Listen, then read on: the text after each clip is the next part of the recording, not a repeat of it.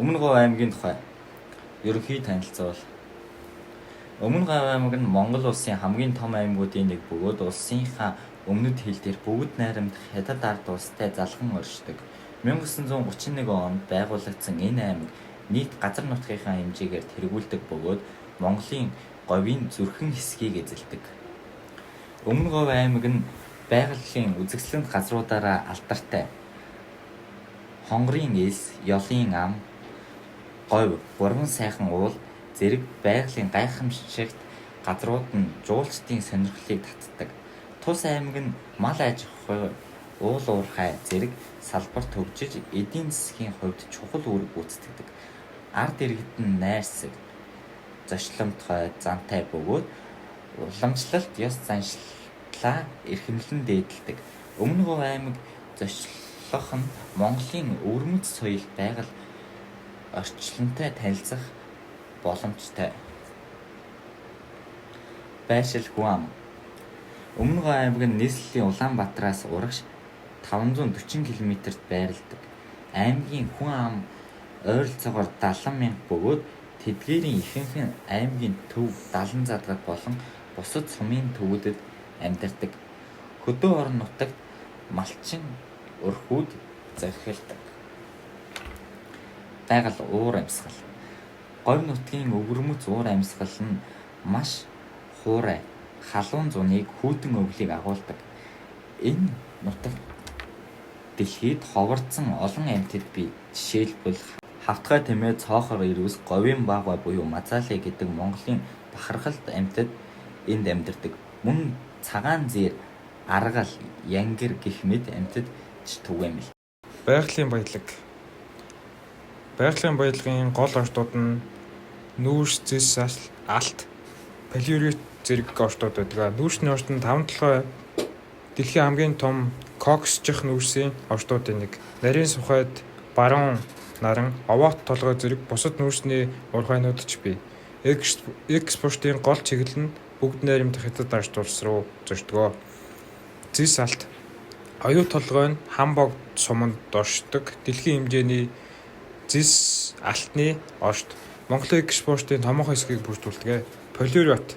Манлай хам богд, цог цэцэг зэрэг сумдуудад идрэл жижиг оршдууд бий. Металл уураг, шил, керамик, химийн үйлдвэрт хэрэглэгдэг. Бусад ашиглах магтмалууд молибдит, палиферм, төмөрч цайр, хаш туглаг, ховор металл, уран, газрын тосны илэрлүүд байдаг. Ямар төрлөөр олборлдог вэ? Ил болон далд уурхай гэж хоёр ангилдаг. Ил уурхай нь хамгийн түгээмэл арга.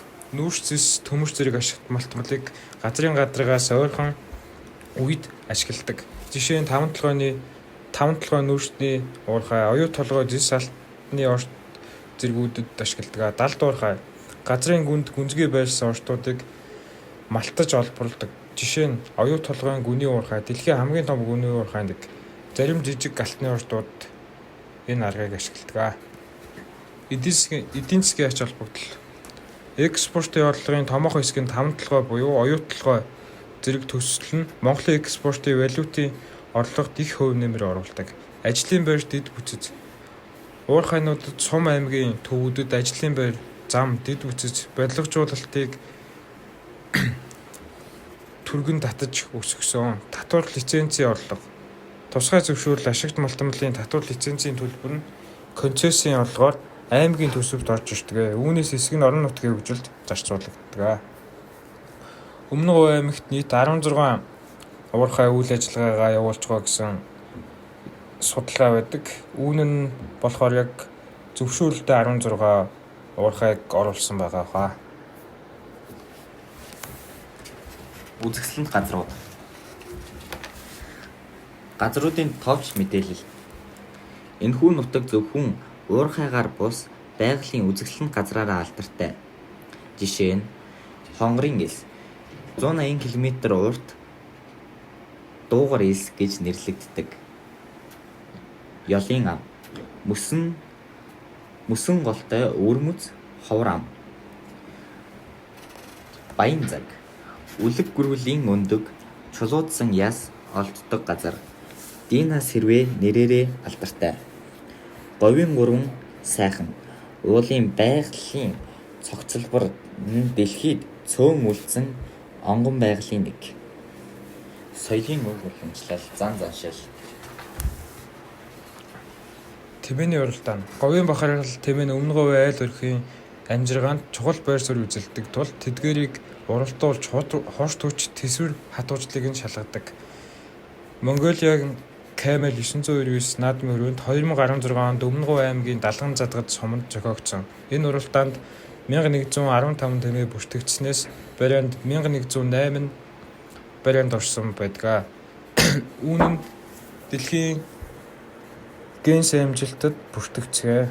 Уралдааны зайн ойролцоогоор 15 км байдаг. Төрүүлсэн тэмээ нь 35 минут 12 секундэд дуусгажээ. Бүх тэмээнүүдийн эцсийн хугацаа нь 1 цаг 8 минут байдаг. Түүх археолог Өмнө Говь аймагт Түрэг хүннүү Чингис хааны үеийн олон дурсгал хадгалагддаг. Тухайлбал Номгон сумын түргийн бичих төшөө, Номгон сумын хадны сүг зураг гэх мэт. Дэмжгийн хийд нь өмнөд бүсийн хамгийн том хийд байсан ба өнөөдөр хийдийн төр үлдэгдэл нь соёлын дурсгал болоо хадгалагдаж байна. Өмнө Говь аймаг үнэхээр онцлогтой санагддаг шүү. Монголын эдийн засгийн гол хүч энэ төлөвлөлт гэдэг чи санал нийлв үү? Тэглгүй яхав 5 толгой нүүрс, оюутлогой зэс алтны ордууд бол дэлхийн хэмжээний уур ханууд Монголын экспорт орлогын талаас илүү өмнө говьтой холбоотой гэдэг шүү дээ. Гайхалтай түүхэн соёлын өвөрмөц баялагтай мөртлөө уул уурхайд дагаад усны хомсдол, бэлчээрийн хомсдол зэрэг асуудал гарч байна. Тийм учраас л байгаль нийгмийн зохицлын зөв хийх арга нь чухал шүү дээ. Хэрэг зөв зохион байгуулбал Өмнө Говь бол Монголын хөгжлийн хамгийн хүчтэй өвшүүрэг байсаар байх болно гэж би боддог. Наад ч бас тийм санагддаг. Тэгэхээр Өмнө Говь бол зөвхөн баялагын уурхай биш, өв соёл, аялал жуулчлал, үнэт сан хүмрэг юм байна гэж дүгнэж болох уу? Тэглгүй яхав. Тийм бодсон юм шүү дээ.